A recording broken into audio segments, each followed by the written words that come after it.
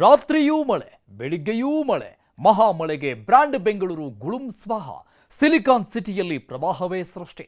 ಜಲಾವೃತವಾದ ರಸ್ತೆಗಳು, ನೀರು ತುಂಬಿಕೊಂಡ ಮನೆಗಳು, ಗೋಡೆಗಳು ಕುಸಿತ, ಧರೆಗುರುಳಿದ ಮರಗಳು. ಹಲವು ಏರಿಯಾಗಳಿಗೆ ಜಲದಿಗ್ಬಂಧನ.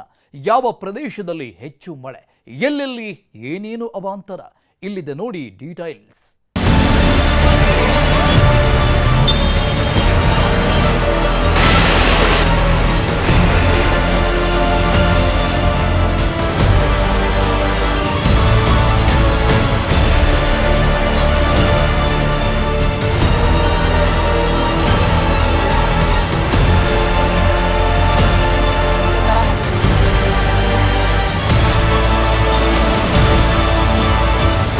ತಗೊಬಂದು ನಾವ್ ಈ ತರ ಮಾಡ್ಕೊಂಡ್ರೆ ನಾವ್ ಮಕ್ಕಳಿಗೆ ಏನ್ ಸರ್ ಮಾಡಿಕ್ಬೇಕು ನಾವು ನೋಡಿ. ಮನೆಗಳಲ್ಲೆಲ್ಲ ನೀರು ತುಂಬಿಕೊಂಡಿದೆ. ಮನೆ ಮುಂದೆ ನಿಲ್ಲಿಸಿದ್ದ ವಾಹನಗಳೆಲ್ಲ ನೀರಲ್ಲಿ ತೇಲ್ತಾ ಇವೆ. ಸಣ್ಣ ಪುಟ್ಟ ವಸ್ತುಗಳೆಲ್ಲ ಕೊಚ್ಚಿಕೊಂಡು ಹೋಗಿ ನೀರು ಪಾಲಾಗಿವೆ. ಬೆಂಗಳೂರಲ್ಲಿ ಮಳೆ ಬಂದ್ರೆ ಯಾವ ಏರಿಯಾವೂ ಸೇಫ್ ಅಲ್ಲ ಅನ್ನೋದು ಶುಕ್ರವಾರ ಶನಿವಾರ ಸುರಿದ ಮಳೆಗೆ ಮತ್ತೊಮ್ಮೆ ಸಾಬೀತಾಗಿದೆ. ಜನರು ಇದು ಬ್ರ್ಯಾಂಡ್ ಬೆಂಗಳೂರಲ್ಲ, ಬ್ಯಾಡ್ ಬೆಂಗಳೂರು ಅಂತ ಹೇಳುವಂತಾಗಿದೆ.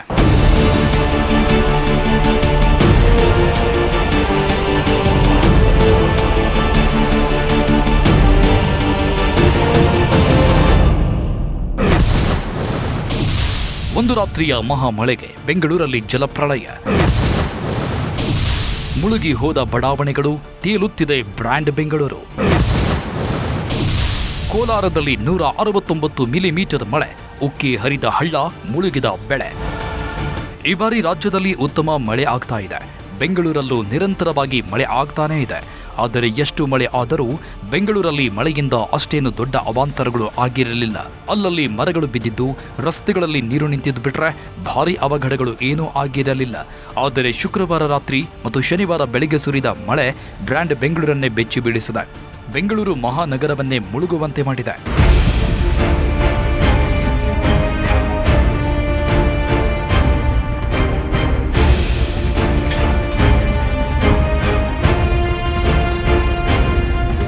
ಇದು ಬೆಳಕಲ್ಲ, ದರ್ಶನ ಅನ್ನೋ ಹಾಗೆ ಬೆಂಗಳೂರಲ್ಲಿ ಸುರಿದಿದ್ದು ಮಳೆಯಲ್ಲ, ರಣಮಳೆ, ರಣಭೀಕರ ಮಳೆ.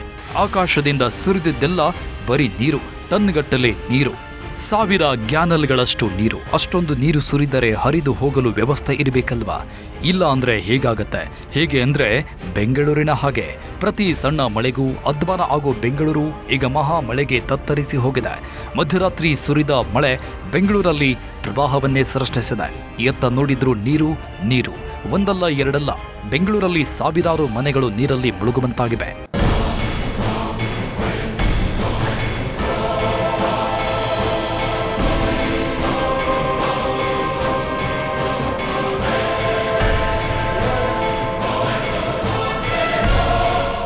ಒಂದೊಂದು ದೃಶ್ಯಗಳು ಅತ್ಯಂತ ಭಯಾನಕವಾಗಿವೆ. ಜನರು ಮನೆಗಳಿಂದ ಆಚೆ ಬಂದ್ರೆ ಈಜಿಕೊಂಡು ಬರಬೇಕಾದ ಪರಿಸ್ಥಿತಿ ಇದ್ದು, ಯಾರೂ ಆಚೆ ಬರದೆ ಮನೆಗಳಲ್ಲೇ ಬಂಧಿಯಾಗಿದ್ದಾರೆ. ಅವರಿಗೆಲ್ಲ ಮನೆಗಳಿಗೆ ಆಹಾರದ ಪೊಟ್ಟಣಗಳನ್ನು ಕೊಡಲಾಗ್ತಾ ಇದೆ. ಶಾಂತಿನಗರ, ಮಾರ್ಕೆಟ್, ಕಾರ್ಪೊರೇಷನ್, ಮಾರತ್ಹಳ್ಳಿ, ಸರ್ಜಾಪುರ ರಸ್ತೆ, ಹೀಗೆ ಎಲ್ಲ ಕಡೆಯೂ ಮಳೆ ಅಬ್ಬರಿಸಿ ಬೊಬ್ಬಿರಿದಿದ್ದು ಬೆಂಗಳೂರಿನ ಪ್ರತಿಷ್ಠಿತ ಏರಿಯಾಗಳೇ ಮುಳುಗಿ ಹೋಗಿವೆ.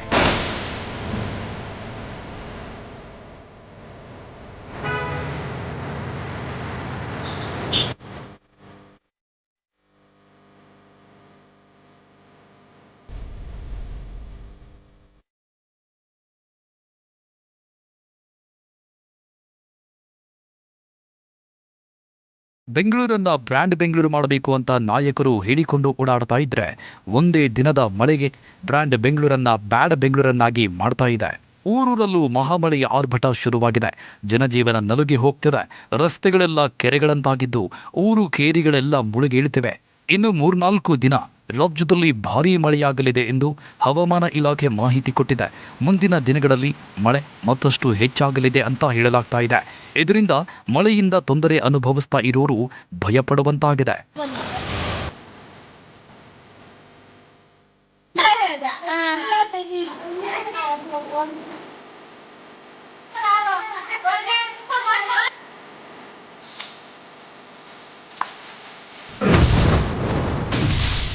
ಮಳೆ ಮತ್ತು ರಸ್ತೆ ಗುಂಡಿಗೆ ಬಲಿಯಾದ ವ್ಯಕ್ತಿ.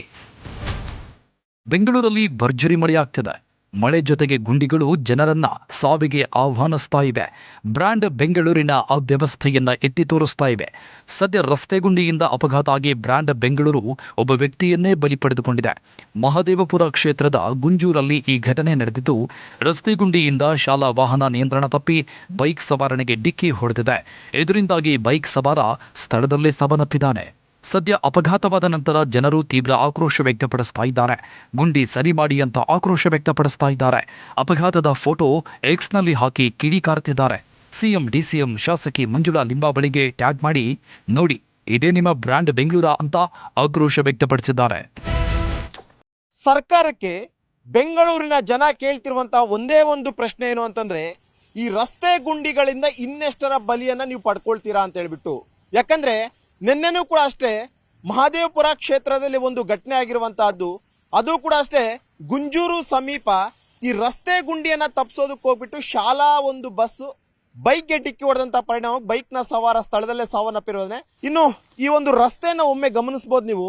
ನಿಜಕ್ಕೂ ಕೂಡ ಅಷ್ಟೇ ರೋಡ್ನಲ್ಲಿ ಓಡಾಡುವಂತಹ ಪ್ರತಿಯೊಬ್ಬರು ಕೂಡ ಅಷ್ಟೇ ಸರ್ಕಾರಕ್ಕೆ ಇಡೀ ಶಾಪವನ್ನು ಹಾಕೊಂಡೇ ಓಡಾಡ್ತಾರೆ. ಯಾಕಂದ್ರೆ ಆ ರೀತಿಯಾಗಿ ರಸ್ತೆ ಗುಂಡಿ ಯಾವ ರೀತಿಯಾಗಿ ಬಿದ್ದಿದೆ ಅಂತ ಒಮ್ಮೆ ಗಮನಿಸ್ತಾ ಇರ್ಬೋದು. 1.5-2 ಅಡಿ ರಸ್ತೆ ಗುಂಡಿ ಬಿದ್ದಿರುವಂತಹದ್ದು. ಈ ಒಂದು ಮಾರ್ಗವಾಗಿ ಬಂದಂತಹ ಬಸ್ಸು ಏಕಾಏಕಿ ಒಂದು ತಿರುವಿನಲ್ಲಿ ಈ ಗುಂಡಿಗಳನ್ನ ತಪ್ಪಿಸೋದಕ್ಕೆ ಅಂತ ಹೋಗುತ್ತೆ. ಏಕಾಏಕಿ ಆ ಒಂದು ಮಾರ್ಗವಾಗಿ ಬರ್ತಿದ್ದಂತಹ 2 ವೀಲರ್ಗೆ ಡಿಕ್ಕಿ ಹೊಡೆಯುತ್ತೆ. 23 ವರ್ಷದ ಚಿರಂಜೀವಿ ಎನ್ನುವಂತಹ ಯುವಕ ಇದೊಂದು ಘಟನೆ ನಡೆದಂತಹ ಸ್ಥಳದಲ್ಲೇ ಸಾವನ್ನಪ್ತಾನೆ. ದೃಶ್ಯದಲ್ಲಿ ಏನೊಂದೊಂದು ಕಾಣ್ತಾ ಇದೆ, ಅಂಗಡಿ ರೀತಿಯಲ್ಲಿ ಅದೇ ಒಂದು ಜಾಗಕ್ಕೆ ಆತ ಡಿಕ್ಕಿ ಹೊಡಿದಂಥದ್ದು. ಇನ್ನು ಶಾಲಾ ಬಸ್ ಕೂಡ ಅಷ್ಟೇ ಗುಂಡಿ ತಪ್ಪಿಸೋದಕ್ಕೆ ಅಂತ ಹೋಗುತ್ತೆ. ಅದೇ ಒಂದು ಮಾರ್ಗವಾಗಿ ಬೈಕ್ ಬರುತ್ತೆ. ಏಕಾಏಕಿ ಡಿಕ್ಕಿ ಹೊಡೆದಂತಹ ಪರಿಣಾಮವಾಗಿ ಇದೇ ಒಂದು ಸ್ಥಳದಲ್ಲಿ ಚಿರಂಜೀವಿ ಎನ್ನುವಂತಹ 23 ವರ್ಷದ ಯುವಕ ಸಾವನ್ನಪ್ಪಿದ್ದಾನೆ. ನೀವು ದೃಶ್ಯದಲ್ಲಿ ನೋಡ್ತಾ ಇರ್ಬೋದು. ಒಂದೊಂದು 2 ವೀಲರ್ ಕೂಡ ಅಷ್ಟೇ ಈ ಒಂದು ರೋಡ್ ನಲ್ಲಿ ಹೋಗೋಕೆ ಎಷ್ಟು ಅರಸಾಹಸ ಪಡ್ತಿದೆ ಅಂತ ಹೇಳ್ಬಿಟ್ಟು. 1-2 ಗುಂಡಿ ಅಲ್ಲ, ಕಿಲೋಮೀಟರ್ ಗಟ್ಟಲೆ ಇದೇ ರೀತಿಯಾದಂತಹ ಗುಂಡಿಗಳು ಬಿದ್ದಿದ್ರು ಕೂಡ ಅಷ್ಟೇ ಯಾರು ಇದ್ರ ಬಗ್ಗೆ ಕ್ಯಾರೆ ಅಂತಿಲ್ಲ. ಸಂಬಂಧಪಟ್ಟಂತವ್ರಿಗಂತೂ ಸತತವಾಗಿ ಮನವಿಯನ್ನ ಮಾಡ್ಕೊಂತಿದ್ದಾರೆ. ಪ್ರತಿ ಬಾರಿಯೂ ಕೂಡ ಅಷ್ಟೇ ದಯವಿಟ್ಟು ಗುಂಡಿಗಳನ್ನ ಮುಚ್ಚಿ ಅಂತ ಹೇಳ್ತಿದ್ದಾರೆ. ಯಾರೊಬ್ರು ಕೂಡ ಅಷ್ಟೇ ಯಾವುದೇ ರೀತಿಯಾದಂತಹ ಗುಂಡಿ ಮುಚ್ಚುವಂತ ಕೆಲಸಕ್ಕೆ ಹೋಗ್ತಿಲ್ಲ. ಈಗ ನಿನ್ನೆ ಒಂದು ಇನ್ಸಿಡೆಂಟ್ ಆಯ್ತು, ನೀವು ಕೂಡ ಅಷ್ಟೇ ಬಹುಶಃ ನೋಡಿದಿರ ಅನ್ಕೊಂತೀನಿ. ಈ ರಸ್ತೆ ಗುಂಡಿಯಿಂದ ಒಂದು ಅಪಘಾತ ಆಗಿ ಒಬ್ಬ ವ್ಯಕ್ತಿ ಸಾವನ್ನಪ್ಪ. 23 ವರ್ಷದ ಯುವಕ. ಏನ್ ಹೇಳ್ತೀರಿ ಇದ್ರ ಬಗ್ಗೆ ಅಂತ? ಸರ್ ಏನ್ ಮಾಡಕ್ಕಾಗಲ್ಲ. ಫಸ್ಟ್ ಆಫ್ ಆಲ್ ನಾವ್ ಎಲ್ಲಾರ್ಗು ಹೇಳಿದೀವಿ, ಎಲ್ಲಾರ್ಗು ಮೆಂಬರ್ಗಳಿಗೆಲ್ಲ ನಾವು ತಿಳಿಸಿದೀವಿ. ಬಟ್ ನಾವೇ ನಮ್ ಕೈಯಾಗ್ಲೇ ಮಾಡಿದೀವಿ. ರೋಡ್ ಹೆವಿ ಟ್ರಕ್ ಬರುತ್ತಲ್ಲ, ಕಾಂಕ್ರೀಟ್ ಹೆವಿ ಟ್ರಕ್, ಅದರಿಂದ ಜಾಸ್ತಿ ಸಮಸ್ಯೆ ಆಗ್ತಿರೋದು. ನಿನ್ನೆ ಏನಾಯ್ತು ಸರ್? ಆಕ್ಚುಲಿ ಇನ್ಸಿಡೆಂಟ್ ಏನಾಯ್ತು ನಿನ್ನೆ? ಸರ್ ಏನ್ ಮಾಡಕ್ಕಾಗಲ್ಲ, ಅಲ್ಲಿಂದ ಗಾಡಿ ವೆಹಿಕಲ್ ಎಲ್ಲ ಬರ್ತಾ ಇತ್ತು. ನಮ್ಮ ಹುಡುಗನು ಸ್ಲೋ ಆಗಿ ಬರ್ತಾ ಇದ್ದ.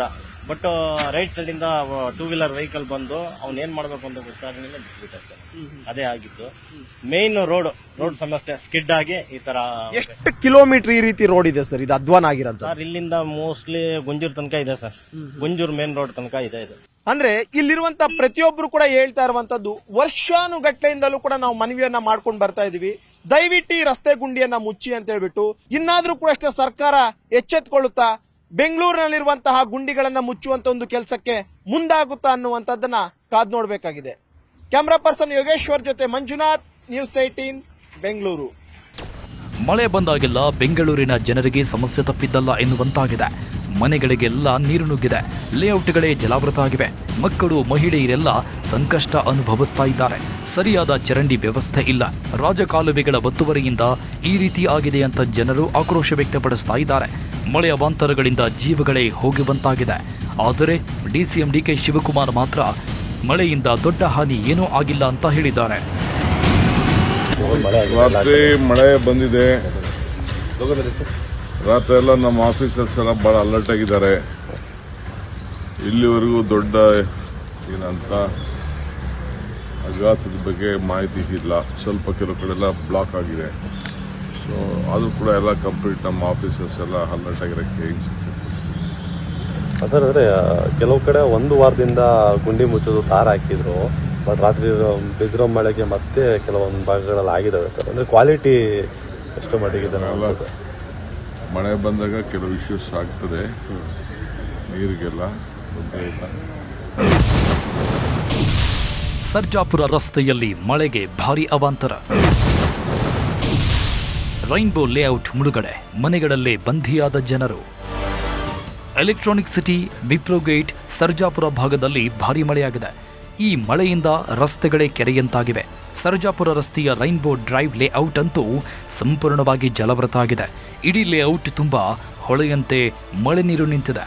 ನೀರು ತುಂಬಿಕೊಂಡು ಓಡಾಡೋಕೆ ಆಗದೆ ನಿವಾಸಿಗಳಿಗೆ ಸಂಕಷ್ಟ ಅನುಭವಿಸ್ತಾ ಇದ್ದಾರೆ. ಪ್ರತಿ ಬಾರಿ ಮಳೆ ಬಂದಾಗಲೂ ಈ ಜಾಗದಲ್ಲಿ ಇದೇ ರೀತಿ ಅವಾಂತರಗಳು ಆಗ್ತಾ ಇದ್ದು ಯಾರೂ ಸಹ ಸರಿಯಾದ ಕ್ರಮ ಕೈಗೊಳ್ಳುತ್ತಾ ಇಲ್ಲ. ಅದಕ್ಕೆ ಈಗ ರೈನ್ಬೋ ಡ್ರೈವ್ ಲೇಔಟ್ ನಿವಾಸಿಗಳು ಆಕ್ರೋಶ ವ್ಯಕ್ತಪಡಿಸ್ತಾ ಇದ್ದಾರೆ.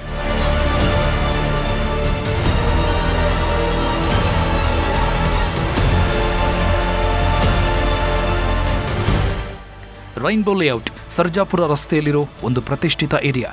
ಇಲ್ಲಿ ಮಳೆ ಬಂದರೆ ಒಂದು ದೊಡ್ಡ ಕೆರೆಗೆ ನಿರ್ಮಾಣ ಆಗುತ್ತೆ. ಆರಾಮಾಗಿ ಈಜಾಡುವಷ್ಟು ನೀರು ನಿಂತುಕೊಳ್ಳುತ್ತೆ. ಆ ಲೇಔಟ್ನಲ್ಲಿ ಜನರು ಮನೆಯಿಂದ ಆಚೆ ಬರೋದಕ್ಕೆ ಸಾಧ್ಯ ಆಗ್ತಿಲ್ಲ. ನೀವು ದೃಶ್ಯಗಳಲ್ಲಿ ನೋಡಬಹುದು ಅಲ್ಲಿ ಯಾವ ರೀತಿ ವಾತಾವರಣ ನಿರ್ಮಾಣ ಆಗಿದೆ ಅಂತ. 3-4 ಅಡಿಗಳಷ್ಟು ನೀರು ನಿಂತುಕೊಂಡಿದೆ. ಮಕ್ಕಳು, ಮಹಿಳೆಯರು ಆಚೆ ಬಂದು ಓಡಾಡಲು ಸಾಧ್ಯ ಆಗದಂತಹ ಪರಿಸ್ಥಿತಿ ನಿರ್ಮಾಣ ಆಗಿದೆ.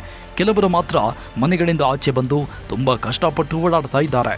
ಸದ್ಯ ಅಲ್ಲಿ ನೀರನ್ನು ಆಚೆ ಹಾಕುವುದೇ ಒಂದು ದೊಡ್ಡ ಸಾಹಸ ಆಗಿದ್ದು, ಲೇಔಟ್ನಿಂದ ನೀರಲ್ಲಿ ಆಚೆ ಕಳಿಸಿ ನಿವಾಸಿಗಳು ಓಡಾಡುವಂತೆ ಮಾಡಲು ಎಸ್ಡಿಆರ್ಎಫ್ ಟೀಮ್ ಆಗಮಿಸಿದೆ. ಸ್ಥಳಕ್ಕೆ ಎಸ್ಡಿಆರ್ಎಫ್ ಟೀಮ್, ಜಿಬಿಎ ಸಿಬ್ಬಂದಿ ಆಗಮಿಸಿದ್ದು ಫೈರ್ ಎಂಜಿನ್ ವಾಹನವನ್ನು ಬಳಸಿಕೊಂಡು ನೀರನ್ನು ಹೊರಹಾಕುವ ಕೆಲಸ ಮಾಡಿದ್ದಾರೆ. ನೀವು ದೃಶ್ಯಗಳಲ್ಲಿ ನೋಡಬಹುದು, ಲೇಔಟ್ ಆವರಣದಲ್ಲೇ 3-4 ಅಡಿಗಳಷ್ಟು ನೀರು ತುಂಬಿಕೊಂಡಿದೆ. ಓಡಾಡ್ತಾ ಇರೋ ವಾಹನಗಳು ಅರ್ಧದಷ್ಟು ಮುಳುಗಿ ಹೋಗ್ತಾ ಇವೆ.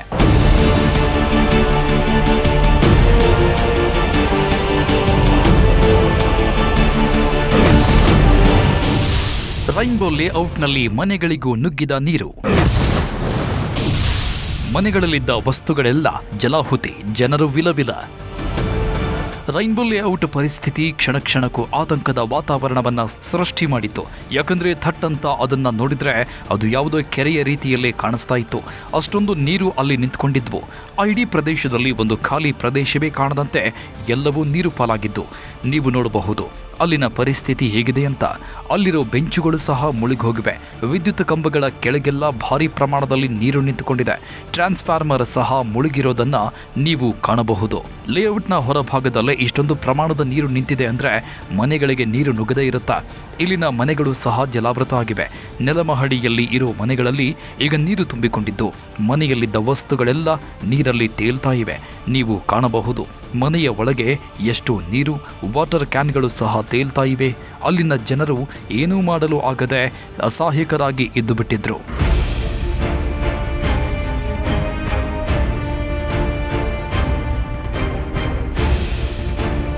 ಗೇಟಿನಿಂದ ನಿರಂತರವಾಗಿ ನೀರು ಹರಿದುಕೊಂಡು ಬರ್ತಾನೆ ಇದೆ. ಯಾರು ಒಳಗೆ ಬರಬಾರ್ದು, ಆಚೆ ಹೋಗಬಾರ್ದು ಅಂತ ಗೇಟುಗಳನ್ನೆಲ್ಲ ಕ್ಲೋಸ್ ಮಾಡಲಾಗಿದ್ದು ಜನರು ಒಳಗೆ ಸಿಕ್ಕಿ ಹಾಕಿಕೊಂಡು ಪರದಾಡುವಂತೆ ಆಗಿತ್ತು. ನೀರನ್ನು ಹೊರಹಾಕಲು ಏನೇನೋ ಸಾಹಸಗಳನ್ನು ಮಾಡಲಾಯಿತು. ಕೊನೆಗೆ ಎಸ್ಡಿಆರ್ಎಫ್ ತಂಡ ಅಲ್ಲಿಗೆ ಊಟವನ್ನು ತೆಗೆದುಕೊಂಡು ಬಂದು ಎಲ್ಲರಿಗೂ ಕೊಟ್ಟು ನೀರನ್ನು ಹೊರಹಾಕುವ ಕೆಲಸ ಮಾಡಿದೆ.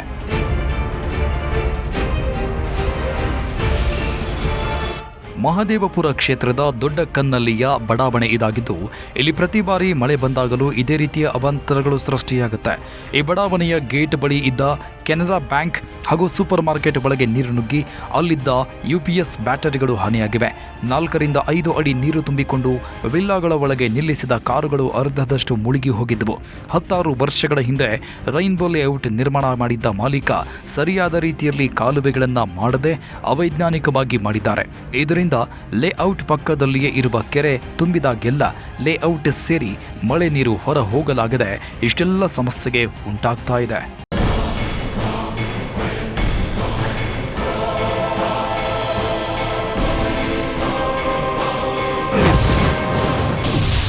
ಕೆರೆ ಕೋಡಿ ಹೋಗಿ ಊರುಗಳ ಮೇಲೆ ಹರಿದ ನೀರು.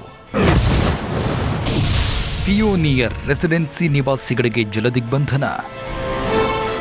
ಬೆಂಗಳೂರಲ್ಲಿ ಮಾತ್ರ ಮಳೆ ಅವಾಂತರಗಳು ಉಂಟಾಗಿರೋದಲ್ಲ, ಬೆಂಗಳೂರು ಹೊರವಲಯದಲ್ಲೂ ಮಳೆ ಅಬ್ಬರ ಜೋರಾಗಿದೆ. ಆನೇಕಲ್ ತಾಲೂಕಿನ ಘಟ್ಟಹಳ್ಳಿಯಲ್ಲಿರುವ ಪಿಯೋನಿಯರ್ ರೆಸಿಡೆನ್ಸಿ ಸಂಪೂರ್ಣ ಜಲಾವೃತ ಆಗಿದೆ. ರೆಸಿಡೆನ್ಸಿ ಲೇಔಟ್ಗೆ ಸಂಪರ್ಕ ಕಲ್ಪಿಸುವ ರಸ್ತೆಯು ನೀರಲ್ಲಿ ಮುಳುಗಿ ಕಾಣದಂತಾಗಿದೆ. ಈ ಬಡಾವಣೆಯಲ್ಲಿ 500ಕ್ಕೂ ಅಧಿಕ ಮನೆಗಳು ಇದ್ದು ಈಗ ಅದರಲ್ಲಿರೋ ನಿವಾಸಿಗಳೆಲ್ಲ ಜಲದಿಗ್ಬಂಧನಕ್ಕೆ ಒಳಗಾಗಿದ್ದಾರೆ. ಇಲ್ಲಿ ಕೆರೆಯ ಪಕ್ಕದಲ್ಲೇ ಲೇಔಟ್ ನಿರ್ಮಾಣ ಮಾಡಲಾಗಿದೆಯಂತೆ. ಹಾಗಾಗಿ ಮಳೆ ನೀರು ಬಂದು ಕೆರೆ ತುಂಬಿದಾಗೆಲ್ಲ ಈ ಬಡಾವಣೆ ನೀರಲ್ಲಿ ಮುಳುಗುತ್ತೆ. ನೀವು ದೃಶ್ಯಗಳಲ್ಲಿ ನೋಡಬಹುದು ಅಲ್ಲಿನ ಪರಿಸ್ಥಿತಿ ಯಾವ ರೀತಿ ಇದೆ ಅಂತ. ರಸ್ತೆಗಳೆಲ್ಲ ಕಾಲುವೆಗಳ ರೀತಿ ಕಾಣಿಸ್ತಾ ಇವೆ. ಎಲ್ಲ ಕಡೆ ನೀರು ತುಂಬಿಕೊಂಡಿದೆ. ವಾಹನಗಳು ನೀರು ತುಂಬಿಕೊಂಡ ರಸ್ತೆಗಳಲ್ಲಿ ಸಂಚರಿಸಲು ಸಾಧ್ಯವಾಗದೆ ಕಷ್ಟಪಡುವಂತಾಗಿದೆ.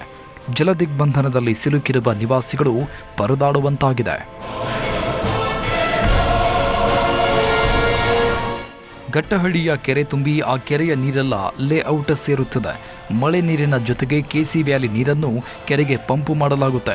ಈ ವೇಳೆ ಕೆರೆ ತುಂಬಿ ರೆಸಿಡೆನ್ಸಿ ಲೇಔಟ್ಗೆ ಮಳೆ ನೀರು ನುಗ್ತಾ ಇವೆ. ಪ್ರತಿ ಬಾರಿ ಮಳೆ ಬಂದಾಗಲೂ ಇದೇ ಸಮಸ್ಯೆ ಉಂಟಾಗ್ತಾ ಇದ್ದು ನಿವಾಸಿಗಳು ಸಂಕಷ್ಟ ಅನುಭವಿಸುವಂತಾಗಿದೆ. ತಾತ್ಕಾಲಿಕವಾಗಿ ಮಳೆ ನೀರನ್ನು ಹೊರಹಾಕಲು ಸ್ಥಳೀಯರು ಪರದಾಡಿದ್ದಾರೆ. ಪಂಪ್ ಮೂಲಕ ಮಳೆ ನೀರನ್ನು ಹೊರಹಾಕಲಾಗಿದೆ. ಕಳೆದ 2 ವರ್ಷಗಳಿಂದ ಇದೇ ಪರಿಸ್ಥಿತಿ ಉಂಟಾಗಿದ್ದು ಅಲ್ಲಿನ ನಿವಾಸಿಗಳು ಆಕ್ರೋಶ ವ್ಯಕ್ತಪಡಿಸಿದ್ದಾರೆ. ನಾವು 4 ವರ್ಷದಿಂದ ನಾನು ಇಲ್ಲಿ ವಾಸ ಮಾಡ್ತಿದ್ದೀನಿ. ಪ್ರತಿ ಸಲ ಮಳೆ ಬಿತ್ತು ಅಂದರೆ ನಾವು ಮನೆಯಿಂದ ಹೊರಗೆ ಹೋಗೋಕ್ಕಿಲ್ಲ. ನಾವು ಯಾವಾಗಲೂ ನಮ್ಮ ಮನೆ ಚಿಂತೆಯಲ್ಲೇ ಮನೆಯಲ್ಲೇ ಇರ್ತೀವಿ. ಸ್ಕೂಲ್ಗಳಿಗೆ ಮಕ್ಕಳಿಗೆ ಕಳ್ಸೋಕ್ಕಾಗ್ತಾ ಇರಲಿಲ್ಲ ಅಂಥ ಸ್ಥಿತಿ. ಬಟ್ ಪ್ರಾಬ್ಲಮ್ ಏನು ಅಂತಂದರೆ ಈಗ ಅಕ್ಕಪಕ್ಕದ್ದು ಕೆರೆಗಳು ಓವರ್ಫ್ಲೋ ಆಗಿ ಆಮೇಲೆ ನಾಲಾಗಳನ್ನ ಕರೆಕ್ಟಾಗಿ ಕಲ್ವಟ್ಟು ನಮ್ಮ ಕೊಲಿಗೆ ಹೇಳ್ದಂಗೆ ಬಿಲ್ಡ್ ಮಾಡ್ದಲೆ ಕೆಲವು ಕಡೆ ನಾಲಾಗಳು ಬ್ಲಾಕ್ ಆಗುತ್ತೆ. ನಾಲಾಗಳು ಬ್ಲಾಕ್ ಆಗೋಕ್ಕೆ ತುಂಬ ರೀಸನ್ಗಳಿದೆ. ಕೆಲವು ಕಡೆ ನಾಲಾ ಕಲ್ವರ್ಟ್ ಬಿಲ್ಡ್ ಮಾಡೋಕ್ಕೆ ಜಾಗನೇ ಇಲ್ಲ. ಅದು ಇನ್ನೂ ರೈತರ ಜಾಗಗಳಿದೆ, ಅವ್ರು ಏನೋ ಬೆಳೀತಾ ಇರ್ತಾರೆ, ಹಂಗಾಗಿ ಅದು ಬ್ಲಾಕ್ ಆಗುತ್ತೆ. ಸೊ 100 ರೀಸನಿಂದ ಬ್ಲಾಕ್ ಆಗುತ್ತೆ. ಬ್ಲಾಕ್ ಆದಾಗ ನಮ್ದು ಏನಾಗುತ್ತೆ, ಸ್ವಲ್ಪ ಲೋ ಗ್ರೇಡಿಯಂಟಲ್ಲಿ ಇರೋದ್ರಿಂದ ನಮ್ಮ ಲೇಔಟು ನೀರು ತುಂಬ್ಕೊಳ್ಳೋದು ಜಾಸ್ತಿ ಆಗುತ್ತೆ. ಸದ್ಯ ಅಲ್ಲಿ ಯಾರೂ ಓಡಾಡಲು ಆಗದಂತಹ ಪರಿಸ್ಥಿತಿ ನಿರ್ಮಾಣ ಆಗಿದೆ. ಮಕ್ಕಳು ಶಾಲೆಗೆ ಹೋಗೋದಕ್ಕೂ ತುಂಬ ತೊಂದರೆ ಆಗ್ತಾ ಇದೆ. ಹೀಗಾಗಿ ಅಲ್ಲಿನ ನಿವಾಸಿಗಳೇ ಪಂಪ್ ಸೆಟ್ ವ್ಯವಸ್ಥೆ ಮಾಡಿಕೊಂಡು ನೀರನ್ನು ಹೊರಹಾಕುವ ಕೆಲಸ ಮಾಡಿದ್ದಾರೆ. ಸೂಕ್ತ ರಾಜಕಾಲುವೆ ಇಲ್ಲದೆ ಕಾರಣ ಇಷ್ಟೆಲ್ಲ ಅವಾಂತರಗಳು ಆಗ್ತಾ ಇವೆ. ಘಟ್ಟಹಳ್ಳಿಯಿಂದ ಹುಸ್ಕೂರು ಕೆರೆಗೆ ಸಂಪರ್ಕ ಕಲ್ಪಿಸುವ ರಾಜಕಾಲುವೆ ಬಂದ್ ಆಗಿರೋ ಹಿನ್ನೆಲೆ ಕೆರೆಯ ನೀರು ಸೀದಾ ಬಡಾವಣೆಗೆ ನುಗ್ತಾ ಇದೆಯಂತೆ. ಕೆಲವು ಕಡೆ ರಾಜಕಾಲುವೆ ಒತ್ತುವರಿ ಮಾಡಿದರೆ ಇನ್ನು ಕೆಲವೆಡೆ ರಾಜಕಾಲುವೆಯನ್ನೇ ಬಂದ್ ಮಾಡಲಾಗಿದೆ. ಹೀಗಾಗಿ ಫೈನಿಯರ್ ಬಡಾವಣೆ ಜಲಾವೃತವಾಗಿದ್ದು 100ಕ್ಕೂ ಹೆಚ್ಚು ಕುಟುಂಬಗಳಿಗೆ ಸಂಕಷ್ಟ ಉಂಟಾಗಿದೆ. ಕೋಲಾರದಲ್ಲಿ ಮಹಾ ಮಳೆಗೆ 10 ಹಲವು ಅವಾಂತರಗಳು. ಮಂಡ್ಯ, ಚಾಮರಾಜನಗರ, ಮೈಸೂರಲ್ಲೂ ಮಳೆ ಅಬ್ಬರ. ಉತ್ತರ ಕರ್ನಾಟಕದಲ್ಲಿ ಬೆಳೆಗಳನ್ನೇ ಮುಳುಗಿಸಿದ ಮಳೆ. ಮುಂಗಾರು ಆರಂಭ ಆದಾಗಿನಿಂದಲೂ ಉತ್ತಮ ಮಳೆಯಾಗ್ತಾ ಇದೆ. 2-3 ದಿನ, ಕೆಲವೊಮ್ಮೆ ವಾರಗಳವರೆಗೆ ನಿರಂತರ ಮಳೆಯಾಗಿದೆ. ಆದರೆ ಆಗೆಲ್ಲ ಆಗದಂತಹ ಭೀಕರ ಮಳೆ ಇತ್ತೀಚಿನ ದಿನಗಳಲ್ಲಿ ಆಗ್ತಾ ಇದೆ. ಕಳೆದ 2 ದಿನಗಳಲ್ಲಿ ಮಳೆಯನ್ನೇ ಕಾಣದ ಜಿಲ್ಲೆಗಳಲ್ಲೂ ಪ್ರವಾಹ ಸೃಷ್ಟಿಯಾಗುವಂತಹ ಮಳೆಯಾಗಿದೆ. ಭಾರೀ ಮಳೆ ಬೆಳೆಗಳನ್ನೆಲ್ಲ ಮುಳುಗಿಸಿ ರೈತರು ಕಣ್ಣೀರು ಹಾಕುವಂತೆ ಮಾಡಿದೆ. ಈ ಬಾರಿ ಕೋಲಾರ, ಚಿಕ್ಕಬಳ್ಳಾಪುರ, ಚಾಮರಾಜನಗರ ಜಿಲ್ಲೆಗಳಲ್ಲೂ ಭಾರೀ ಮಳೆಯಾಗಿದೆ. ಬರದ ನಾಡಿನಲ್ಲೂ ಮಳೆ ಅಬ್ಬರಿಸಿ ಬೊಬ್ಬಿರಿದಿದ್ದು ಕೋಲಾರದ ಹಂಸದಹಳ್ಳಿಯಲ್ಲಿ 169 ಮಿಲಿಮೀಟರ್ ಮಳೆ ಆದರೆ ಕೋಲಾರದ ಅರಿಕುಂಟಿಯಲ್ಲಿ 148 ಮಿಲಿಮೀಟರ್, ಮಂಡ್ಯದ ಹಾಡ್ಲಿಯಲ್ಲಿ 145 ಮಿಲಿಮೀಟರ್, ಹಾಗೆ ಮೈಸೂರಿನ ಕುಲದಪುರದಲ್ಲಿ 136.5 ಮಿಲಿಮೀಟರ್ನಷ್ಟು ಮಳೆಯಾಗಿದೆ. ಚಾಮರಾಜನಗರದ ಚಿಕ್ಕಟ್ಟಿಯಲ್ಲೂ 120 ಮಿಲಿಮೀಟರ್ನಷ್ಟು ದಾಖಲೆ ಮಳೆ ಆಗಿದೆ. ರಾಜ್ಯದಲ್ಲಿ ಎಲ್ಲ ಕಡೆ ಮಳೆ ಆದರೂ ಕೋಲಾರದಲ್ಲಿ ಮಾತ್ರ ಮಳೆ ಕಡಿಮೆ ಇರುತ್ತೆ. ಪ್ರತಿ ವರ್ಷವೂ ಈ ಜಿಲ್ಲೆ ಖಾಯಂ ಆಗಿ ಬರಪೀಡಿತ ಜಿಲ್ಲೆಯ ಲಿಸ್ಟ್ನಲ್ಲಿರುತ್ತೆ. ಆದರೆ ಇದೇ ಮೊದಲ ಬಾರಿಗೆ ಎನ್ನುವಂತೆ ಶುಕ್ರವಾರ ರಾತ್ರಿ ಇಲ್ಲಿ ರಾಜ್ಯದಲ್ಲೇ ಎಲ್ಲೂ ಆಗದಂತಹ ಮಳೆಯಾಗಿದೆ. ಕೋಲಾರ ಜಿಲ್ಲೆಯ 2 ಭಾಗಗಳಲ್ಲಿ 150 ಮಿಲಿಮೀಟರ್ಗಿಂತ ಹೆಚ್ಚಿನ ಮಳೆಯಾಗಿದೆ. ಕೋಲಾರ ಜಿಲ್ಲೆಯಾದ್ಯಂತ ಕಳೆದ 2 ದಿನಗಳಿಂದ ಮಳೆ ಆರ್ಭಟ ಜೋರಾಗಿದೆ. ಕೋಲಾರ ಜಿಲ್ಲೆಯ ಬಹುತೇಕ ಕೆರೆ ಕಟ್ಟೆಗಳು ತುಂಬಿ ಕೋಡಿ ಹರಿತಿವೆ. ಹೀಗೆ ಮಳೆ ಮುಂದುವರೆದರೆ ನಂಗಲಿ ದೊಡ್ಡ ಕೆರೆ ತುಂಬಿ ಕೋಡಿ ಬೀಳುವ ಸಾಧ್ಯತೆಯಿದ್ದು ಜನ ಭಯ ಪಡ್ತಾ ಇದ್ದಾರೆ. ಇನ್ನು ಶ್ರೀನಿವಾಸಪುರ ತಾಲೂಕಿನ ಕಂಬಾಳಪಲ್ಲಿ ಗ್ರಾಮದಲ್ಲಿ ಮಳೆ ಹೊಡೆತಕ್ಕೆ ಬೆಳೆಗಳು ಹಾನಿಯಾಗಿದ್ದು ರೈತರು ಸಂಕಟ ಪಡುವಂತೆ ಆಗಿದೆ. ಕೋಲಾರದ ಜಿಲ್ಲೆ ಶ್ರೀನಿವಾಸಪುರ ಪಟ್ಟಣದ ಸಂತೆ ಮೈದಾನದ ಬಳಿ ಮನೆಗಳು ಜಲಾವೃತವಾಗಿವೆ. ಮನೆಗಳಿಗೆ ನೀರು ನುಗ್ಗಿದ ಹಿನ್ನೆಲೆ ರಾತ್ರಿ ಇಡೀ ಜನ ಜಾಗರಣೆ ಮಾಡಿದ್ದಾರೆ. ನೀವು ದೃಶ್ಯಗಳಲ್ಲಿ ನೋಡಬಹುದು ಜನರು ಹೇಗೆ ಕಷ್ಟಪಡ್ತಾ ಇದ್ದಾರೆ ಅಂತ. ಮನೆಯಲ್ಲಿರೋ ವಸ್ತುಗಳನ್ನೆಲ್ಲ ತೆಗೆದು ಆಚೆ ಹಾಕ್ತಿದ್ದಾರೆ. ಅದೇ ರೀತಿ ಕೋಲಾರ ನಗರಕ್ಕೆ ಸಂಪರ್ಕ ಕಲ್ಪಿಸುವ ಖಾದ್ರಿಪುರ ಅಂಡರ್ ಪಾಸ್ ಜಲಾವೃತವಾಗಿದ್ದು ಜನರು ಈ ಅಂಡರ್ ಪಾಸ್ ಅನ್ನೇ ತೆರವು ಮಾಡಿ ಅಂತ ಆಕ್ರೋಶ ವ್ಯಕ್ತಪಡಿಸಿದ್ರು. ಇದನ್ನ ತಗೋಬಂದು ನಾವ್ ಈ ತರ ಮಾಡ್ಕೊಂಡ್ರೆ ನಾವ್ ಮಕ್ಕಳಿಗೆ ಏನ್ ಸರ್ ಮಾಡಿಕ್ಬೇಕು ನಾವು. ನೋಡಿ ಮೆಣಸಿನ ಪುಡಿ ನೋಡಿ, ಅವ್ರ ಹೊಟ್ಟೆಗೆ ಅನ್ನ ತಿಂತಾರ, ಬೇರೆ ಏನಾದ್ರು ತಿಂತಾರ? 2 ದಿವಸದಿಂದ ಇದೇ ಪ್ರಕಾರ ಇದ್ದಾರೆ.